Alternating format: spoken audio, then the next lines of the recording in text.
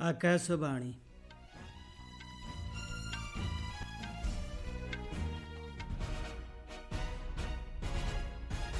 संवाद पढ़ुछंती महेश्वर साहू। मुख्य संवाद। देशव्यापी आरंभ होगा विकसित कृषि संकल्प अभियान में सक्रिय अंशग्रहण पर केंद्र कृषि मंत्री आह्वान। 2025 वकफ संशोधन उपरे आगत मामलार आज शुणाणी करेंगे सुप्रीमकोर्ट। आतंकवाद विरोध में भारतर प्रतिबद्धता संपर्क में सर्वदलीय प्रतिनिधिमंडली को आज सूचना देवे वैदेशिक सचिव। एवं आईपीएल क्रिकेट रे आज चेन्नई सुपर किंग्स एवं राजस्थान रॉयल्स मध्य हेब मुकाबिला। केंद्र कृषि और कृषक कल्याण मंत्री शिवराज सिंह चौहान विकसित कृषि संकल्प अभियान में सक्रिय भाव योगदान लगी समस्त कुलपति प्रोफेसर एवं छात्र छात्री माननकु आह्वान देइछन्ति। चलित मास 29 तारिख विकसित कृषि संकल्प अभियान देशव्यापी आरंभ हेब। आज नूआदिल्ली स्थित भारतीय कृषि अनुसंधान परिषद रे हेउथिबा कृषि विश्वविद्यालय गुड़िकर कुलपति माननकु संबोधित करी मंत्री श्री चौहान कहिछन्ति सरकार एही अभियान माध्यम रे कृषक माननकु कृषि क्षेत्र रे वैज्ञानिक उपाय गुड़िकर व्यवहार नहीं सचेतन करने को लक्ष्य रखिछन्ति। से कहिछन्ति कृषक एवं सेमानक आवश्यकता को नहीं गवेषणा केन्द्रित हेबा आवश्यक। उत्पादन वृद्धि, उत्पादन मूल्य ह्रास, बहुमुखी चाष एवं पोषणीय कृषि क्षेत्र में अधिक गवेषणा उपरे से गुरुत्व प्रदान करिछन्ति।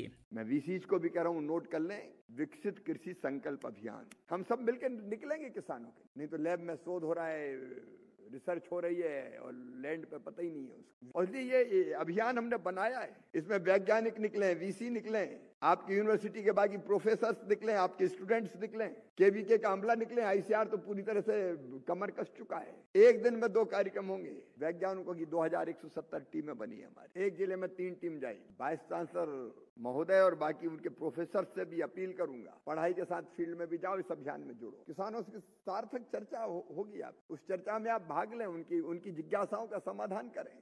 सुप्रीमकोर्ट आज 2025 वकफ संशोधन उपरे सांविधानिक वैधता को चैलेंज करी आगत आवेदनर शुणाणी करेंगे। सर्वोच्च अदालत 3टी प्रमुख प्रसंग में अस्थायी निर्देशावली उपरे विचार करेंगे बोली आशा कराଯାଉଛି, ଯେଉଁଥିରେ अदालतଙ୍କ द्वारा वकफ व्यवहार ପାଇଁ वकफ एवं वकफ फॉर एग्जीक्यूटर भाव में घोषित संपत्ति प्रकाश करिवार क्षमता अंतर्भुक्त रही। सुप्रीमकोर्टर प्रधान विचारपति बीआर गवाई एवं विचारपति अगस्टिन जज मासी को नहीं गठित खंडपीठ पूर्वर यह मामलार शुणाणी को मे 20 तारिख पर्यंत स्थगित रखिथिले। गत शुणाणी रे प्रधान विचारपति स्पष्ट करथिले जे 1995 मूल आईन वाकफ रे थिबा आपत्ति गुडी को ग्रहण कराजिबो नाही। आजिठारु पंजाब सीमार थिबा 3टी मिलित नियंत्रण स्थान रे प्रत्याहार समारोह पुणी आरंभ कराजिबाकू सीमा सुरक्षा बाहिनी बीएसएफ घोषणा करछि। बीएसएफ्र सूचना अनुसार यह समारोह आज केवल गणमाध्यम पर खोला रहिबो एवं आसंता कालीठारु साधारण जनता पई पुणी आरंभ हेबो। अटारी, हुसैनवाला एवं सादिक रे प्रत्यावर्तन समारोह गत 8 तारिख रे स्थगित रखा जाइथिला। पाकिस्तान एवं पाक अधिकृत काश्मीर रे आतंकवादी भित्तिभूमि पर भारत निर्देशित ऑपरेशन सिंदूर अभियानर गोटे दिन पर यह समारोह को स्थगित रखिबा पई निष्पत्ति निया जाइथिला। तेबे सीमा सुरक्षा बल कहिछि भारत पार्श्व 2 देश मध्य फाटक बंद रहिबो।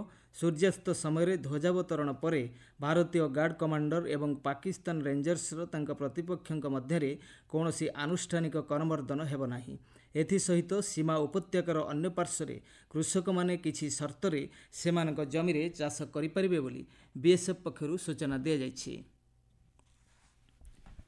जेनेभारे 78तम विश्व स्वास्थ्य सभारे विश्व स्वास्थ्य संगठन WHO द्वारा भारत को एक जनस्वास्थ्य समस्या भाव में ट्राकोमा विलोप प्रमाणपत्र प्रदान करा जाइछि। एही स्वीकृति हेउछि रोग निराकरण, प्रतिषेधक स्वास्थ्य सेवा एवं समस्तंक पई निश्चित स्वास्थ्य प्रतिबद्धतारे भारतर निरंतर प्रयासर प्रमाण। गत वर्ष अक्टोबर 8 रे विश्व स्वास्थ्य संगठन घोषणा करथिला जे भारत सरकार एक जनस्वास्थ्य समस्या भाव में ट्राकोमा को विलोप करिसेंति। भारत यह जनस्वास्थ्य आघात पाइबार दक्षिण पूर्व एसीय अंचलर तृतीय देश। जातीय दृष्टिहीनता एवं दृष्टिगत अक्षमता नियंत्रण कार्यक्रम NPCBVI अधीन रे सरकार ट्राकोमा दूर करने विभिन्न पदक्षेप ग्रहण करिसेंति।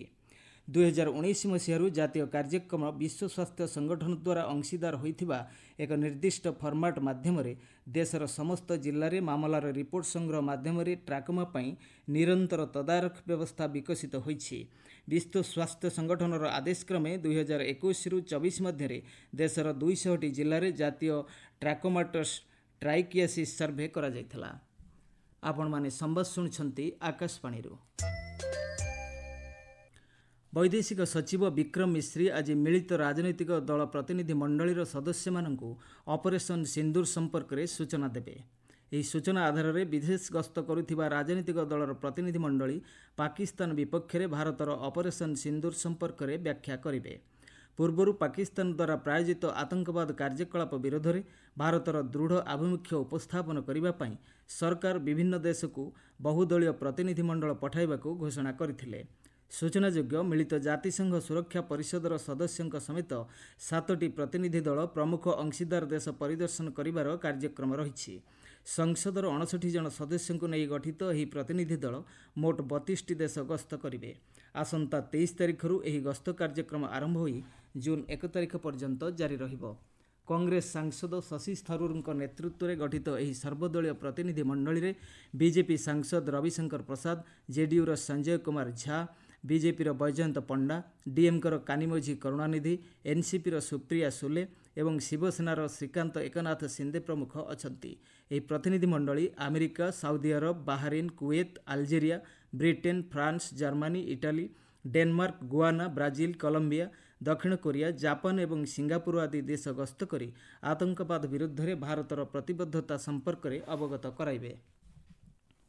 ଆତଙ୍କବାଦ ବିରୋଧରେ ଅପରେସନ୍ ସିନ୍ଦୁରର ସଫଳତା ପରେ ସାରା ଦେଶ ଭାରତୀୟ ସେନାର ବୀରତ୍ୱ ଏବଂ ସାହସ ପ୍ରତି ସମ୍ମାନ ପ୍ରଦର୍ଶନ କରୁଛି। ସଶସ୍ତ୍ର ବାହିନୀ ପ୍ରତି ସମ୍ମାନ ସ୍ୱରୂପ ଆକାଶବାଣୀ ସମାଚାର ପକ୍ଷରୁ ଏକ ବିଶେଷ ଫିଚର ଉପସ୍ଥାପନା କରାଯାଉଛି। ଏହି କ୍ରମରେ ଆଜି ପରମବୀର ଚକ୍ର ବିଜେତା ନାୟବ ସୁବେଦାର ବନ ସିଂଙ୍କ ବିଷୟରେ ଆସନ୍ତୁ ଜାଣିବା। ଜାମ୍ମୁର ଅଧିବାସୀ ନାୟବ ସୁବେଦାର ବନ ସିଂ 1969 ଜାନୁଆରୀ ମାସରେ 8ମ ଜାମ୍ମୁ କାଶ୍ମୀର ଲାଇଟ୍ ଇନଫାଣ୍ଟ୍ରିରେ ଯୋଗ ଦେଇଥିଲେ। 1987 ମସିହା ଜୁନ୍ ମାସରେ ସେହି ଇନଫାଣ୍ଟ୍ରିକୁ ସିଆଚେନ୍ ଅଞ୍ଚଳରେ ମୁତୟନ କରାଯାଇଥିଲା।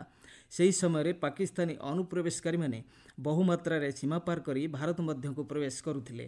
ସେତେବେଳର ଆବଶ୍ୟକତା ଅନୁଯାୟୀ ଅନୁପ୍ରବେଶକାରୀମାନଙ୍କୁ କିଭଳି ଅଟକାଯାଇପାରିବ ତାହା ଚିନ୍ତାର ବିଷୟ ଥିଲା। ସେଥିଲାଗି ଏକ ସ୍ୱତନ୍ତ୍ର ଟାସ୍କଫୋର୍ସ ମଧ୍ୟ ଗଠିତ ହୋଇଥିଲା। ତେବେ ନାୟବ ସୁବେଦାର ବନ ସିଂ ସେହି ସ୍ୱତନ୍ତ୍ର ଟାସ୍କଫୋର୍ସରେ ସ୍ୱତଃ ଯୋଗଦେବା ଲାଗି ଇଚ୍ଛା ପ୍ରକାଶ କରିଥିଲେ। ପାକିସ୍ତାନ ପକ୍ଷରୁ ପ୍ରାୟ 6500 ମିଟର ଉଚ୍ଚ ସିଆଚେନ୍ ଅଞ୍ଚଳ ଦେଇ ପ୍ରବେଶ କରୁଥିବାରୁ ସେମାନଙ୍କ ମୁକାବିଲା କରିବା କାଠିକର ପାଠ ଥିଲା। ସମ୍ପୃକ୍ତ ସ୍ଥାନ କେବଳ ବରଫାବୃତ ହୋଇଥିବାରୁ ଏବଂ ତାପମାତ୍ରା 100 ସୀମାଠାରୁ ବହୁତ କମ୍ ଥିବାରୁ ଅନୁପ୍ରବେଶ ରୋକିବା ଏକ ପ୍ରକାର ଅସମ୍ଭବ କାର୍ଯ୍ୟ ଥିଲା। 457 ମିଟର ଉଚ୍ଚରେ ଗୋଟିଏ ପଟୁ ନାୟବ ସୁବେଦାର ବନ ସିଂ ନିଜର ଟିମ୍ର ଅନ୍ୟ ସଦସ୍ୟମାନଙ୍କୁ ନେଇ ସାହସର ସହିତ ମୁକାବିଲା କରିବାକୁ ବାହାରି ପଡ଼ିଥିଲେ। ଅନୁପ୍ରବେଶକାରୀଙ୍କ ମୁକାବିଲା କରିବା ପାଇଁ ଦଳ ପାଖରେ ଗ୍ରେନେଡ୍ ଥିଲା। ସାହସର ସହିତ ନାୟବ ସୁବେଦାର ବନ ସିଂ ଗ୍ରେନେଡ୍ ନିକ୍ଷେପ କରି ଅନେକ ଶତ୍ରୁ ଶିବିରକୁ ଧ୍ୱଂସ କରିଦେଇଥିଲେ। ପ୍ରତିକୂଳ ପରିସ୍ଥିତିରେ ନାୟବ ସୁବେଦାରଙ୍କ ଏଭଳି ସାହସିକ ପଦକ୍ଷେପ ଭାରତୀୟ ସେନା ପାଇଁ ଆଜି ମଧ୍ୟ ପ୍ରେରଣାର ଉତ୍ସ ହୋଇ ରହିଛି। ଏହି ଅଦମ୍ୟ ସାହସିକ ପ୍ରଦର୍ଶନ ପାଇଁ ତାଙ୍କୁ ପରମବୀର ଚକ୍ରରେ ସମ୍ମାନିତ କରାଯାଇଛି। ଦେଶ ନାୟବ ସୁବେଦାର ବନ ସିଂଙ୍କୁ ସମ୍ମାନ ପ୍ରଦର୍ଶନ କରୁଛି। ସୂଚନା ଅନୁଯାୟୀ ବନ ସିଂ 2000 ମସିହା ଅକ୍ଟୋବର 31 ତାରିଖରେ ସମ୍ମାନଜନକ କ୍ୟାପ୍ଟେନ୍ ପଦବୀକୁ ଉନ୍ନୀତ ହୋଇ ଅବସର ଗ୍ରହଣ କରିଥିଲେ। ଆଇପିଏଲ୍ କ୍ରିକେଟରୁ ଆଜି ଚେନ୍ନାଇ ସୁପର କିଙ୍ଗସ୍ ଏବଂ ରାଜସ୍ଥାନ ରୟାଲ୍ସ ମଧ୍ୟରେ ମ୍ୟାଚ୍ ଖେଳାଯିବ। ଦିଲ୍ଲୀର ଅରୁଣ ଜେଟଲୀ ଷ୍ଟାଡିୟମରେ ଏହି ମ୍ୟାଚ୍ ସନ୍ଧ୍ୟା 7:30ଟାରେ ଆରମ୍ଭ ହେବ। ଉଭୟ ଦଳ ପ୍ଲେ-ଅଫ୍ ପର୍ଯ୍ୟାୟରୁ ବାଦ୍ ପଡ଼ିଛନ୍ତି। ଚେନ୍ନାଇ 12ଟି ମ୍ୟାଚ୍ରୁ 6 ପଏଣ୍ଟ ପାଇ ପଏଣ୍ଟ ଟେବୁଲର ସର୍ବନିମ୍ନ ସ୍ଥାନରେ ରହିଥିବା ବେଳେ ରାଜସ୍ଥାନ ରୟାଲ୍ସ 13ଟି ମ୍ୟାଚ୍ରୁ 6 ପଏଣ୍ଟ ପାଇ ନବମ ସ୍ଥାନରେ ଅଛି। ଗୁଜରାଟ ଟାଇଟନ୍ସ 18 ପଏଣ୍ଟ ସହ ପଏଣ୍ଟ ଟେବୁଲର ଶୀର୍ଷରେ ରହିଥିବା ବେଳେ ରୟାଲ୍ସ ଚ୍ୟାଲେଞ୍ଜର୍ସ ବେଙ୍ଗାଲୁରୁ 17 ପଏଣ୍ଟ ପାଇ ଦ୍ୱିତୀୟ ସ୍ଥାନରେ ଅଛି। ପଞ୍ଜାବ କିଙ୍ଗସ୍ ଏବଂ ମୁମ୍ବାଇ ଇଣ୍ଡିଆନ୍ସ ତୃତୀୟ ଏବଂ ଚତୁର୍ଥ ସ୍ଥାନରେ ଅଛନ୍ତି।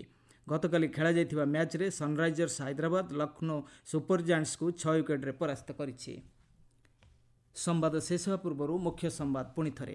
ଦେଶବ୍ୟାପୀ ଆରମ୍ଭ ହେବାକୁ ଥିବା ବିକଶିତ କୃଷି ସଂକଳ୍ପ ଅଭିଯାନରେ ସକ୍ରିୟ ଅଂଶଗ୍ରହଣ ପାଇଁ କେନ୍ଦ୍ର କୃଷିମନ୍ତ୍ରୀଙ୍କ ଆହ୍ୱାନ।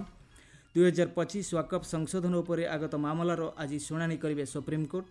आतंकवाद विरोध में भारतर प्रतिबद्धता संपर्क में सर्वदलीय प्रतिनिधि मंडली को आज सूचना देवे वैदेशिक सचिव एवं आईपीएल क्रिकेट रे आज चेन्नई सुपर किंग्स एवं राजस्थान रॉयल्स मध्य हेब मुकाबिला। संवाद शेष है।